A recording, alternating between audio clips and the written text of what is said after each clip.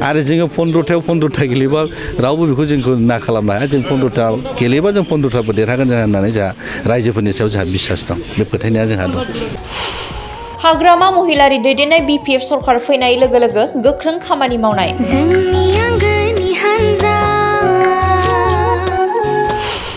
EM प्रकाश बसुमतारिया फाखानि लामा लुफुंनो थाखाय अन्थाइ खाम्फाखौ बेखेवनानै होयो।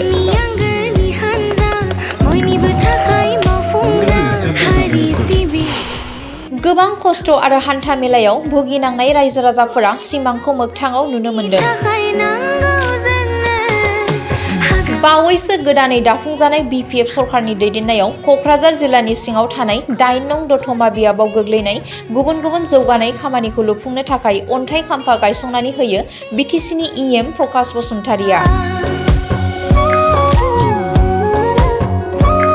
दतमा बाजाराव RCC कभार ड्रेनखौ 85 लाख राङाव लुफुंनो थाखाय अन्थाइ खाम्फा गायसंनाय जायो। दतमा हायार सेकेन्डारि स्कुलाव एडमिनिस्ट्रेटिभ बिल्डिं G+2 प्रभिजनखौ 100 लाखआव EM प्रकाश बसुमतारिया अन्थाइ खाम्फा गायसंनानै होयो।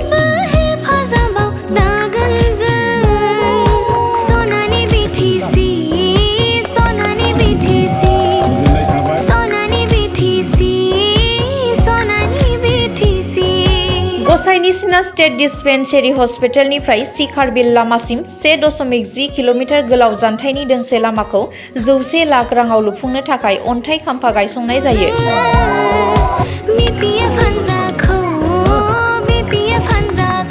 नर्थ दतमानिफ्राय ट्राम लाइनसिम 400 मिटार गोलाव जानथायनि RCC कभार ड्रेनखौ 100 लाख राङाव लुफुंनो थाखाय अन्थाइ खाम्फा गायसंनाय जायो।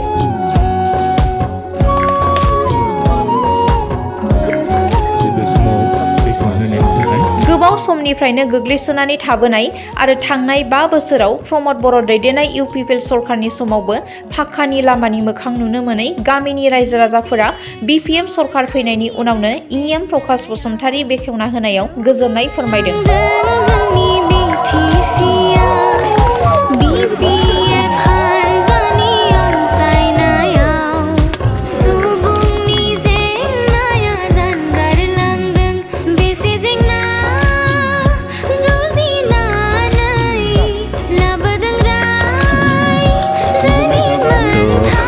गिबि खुलुमबाय। स्कुलनि अन्थाइ खाम्फाल' नङा दहाय थांनाय फुं समनिफ्राय जोङो दतमा बाजार बेखौ ड्रेन खालामनो जोङो 85 लाख थाखानि बा 85 लाखनि जोङो फुंनि हाबाफारि बायदियै जों अन्थाइ खाम्फा गायसनबाय।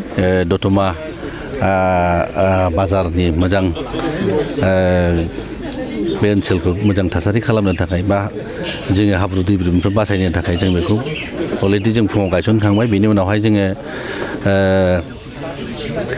उत्तर दतमा बेवहायबो जोङो 1 कौटि थाखानि ड्रेन काम CC ब्लक रड बेवहाय जोङो मोनसे अन्थाइ खाम्फा गायसनखांबावबाय।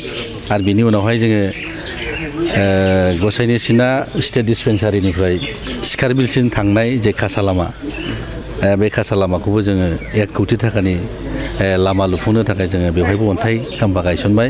आरो दा जोबथारनायाव दा दतमा गोजौसिन फरायसालियाव जोङो एडमिनिस्ट्रेटिभ ब्लक हिसाबै बा एडमिनिस्ट्रेटिभ बिल्डिं हिसाबै जोङो बेवहायबो जोङो हाबाफारि बायदियै जों गायसननानै लानो हाबाय। आसा खालामदों निस्सय जे जोंनि सात्र सात्रिफोरनि बा जोंनि एडमिनिस्ट्रेटरफोरनि सुबिदानि थाखाय जोङो दिनैनि जे एडमिनिस्ट्रेटिभ ब्लक बा एडमिनिस्ट्रेटिभनि जे बिल्डिं बेखौ जों निस्सय मोजाङैनो जों मोजां मोगथां महर होनो हागोन जोंहा आसा खालामदों। आरो बिनि उनावबो निस्सय जोङो बे स्कुलाव नांनाय बायदियै आङो जिहेतु आं बे स्कुलनिनो आं सात्र निस्सय आङो नाजागोन बे स्कुलनि मोनफ्रोमबो अभाब अभिजगखौ पुरन खालामनो थाखाय बा फुलफिल खालामनो थाखाय आङो निस्सय 100% आं नाजागोन। आंनि आखायाव जे क्षमता थायो बेखौ आं निस्सय बेवहाय बेबहार खालामगोन। दिनैसिम जोंनि सरकारा 3 मास बा 4 मासल' फ्राय जादों। आंहा आसा दं, बिसास दं निस्सय फैबाय थागोन समाव बे स्कुलनि नामाव माबा मोनसे जौगाखांनायनि माबा मोनसे मावनानै होनो हाबावगोन होननानै आंहा फोथायनाय दं। बिपिएफ राजनिति दोलो हिसाबैथ' जेबो बुंनांगौ गैया। बिपिएफ राजनिति दोलो हिसाबै बिभिन्न जाथि जनगोष्ठीनि मानसिया निस्सय जोंखौ गोबानानै लादों, आखुवालि लाखादों होननानै जों मिन्थियो। मानो होनोबा थांनाय दाख्लै बिटिसिनि जे इलेक्सन बेवहाय जोंनो रायजोफोरनि जे मेन्डेट जों 28टा 40टानि गेजेराव जों 28टा मोननो हादों।